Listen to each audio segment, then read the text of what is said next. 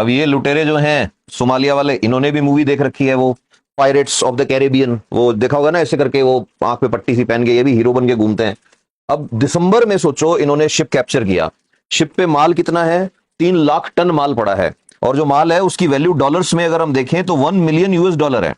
और 2 महीने से इस शिप को ये कब्जा करके बैठे हैं, और किसी की ये नहीं हो रही कि इसको जाके छेड़ लें।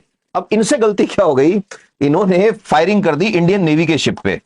अब ना तो ये इंडिया का शिप था, ना कोई लेना देना था, फायरिंग कर रहे हो वो भी इंडियन नेवी के शिप पे हो। नेवी वाले कह रहे हैं यार चेक तो करो, पानी में हमसे बड़ा गुंडा कौन आ गया। अब देखा तो क्या साहब, ये तो वो हैं पायरेट्स, क्योंकि इनसे जब आइडेंटिफिकेशन के लिए पूछते हैं तो कुछ वो होता नहीं, तो फिर ड्रोन भेजा कि भाई जाके देखो क्या हो क्या रहा है, एरियल ड्रोन। ड्रोन को इन्होंने उड़ा दिया। फिर उन्होंने देखा कि साहब AK-56 और AK-47 अच्छे वाले वेपन्स हैं इनके पास।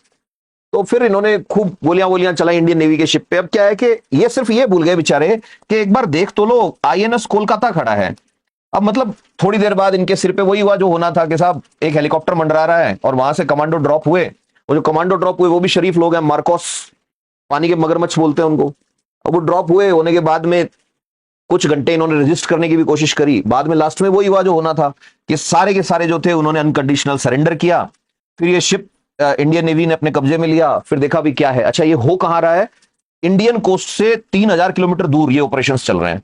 और ये कोई ऐसे नहीं कोई असाइंड ऑपरेशन था, ठीक है, चलते फिरते साहब ये भी एक काम हो गया। और ऐसा एक नहीं है, जब भी डिस्ट्रेस कॉल आ रही है, डिस्ट्रेस कॉल मतलब शिप की भाषा में अगर देखें, किसी बंदे से नेवी वाले से पूछोगे वो ज्यादा अच्छे से बताएगा, अलग अलग तरह की कॉल होती है। जैसे अभी वो एक एयरक्राफ्ट था उसके टाइम मेडे मेडे कॉल बड़ी पॉपुलर हुई थी। तो डिस्ट्रेस कॉल जब आती है, first to respond in Indian Ocean is Indian Navy. और ये जो इंडियन नेवी के अंदर सबसे बड़ी चीज ये है कि अब हम जो यूज कर रहे हैं, डिस्ट्रॉयर जो हम यूज कर रहे हैं, जो फ्रिगेट हम यूज कर रहे हैं, वो सारे के सारे मेड इन इंडिया है। तो पिछले 70 सालों में इंडियन नेवी जो थी उसने अपना जलवा जो कायम रखा था, और अब तो एक अलग ही लेवल पे पहुंच चुकी है नेवी।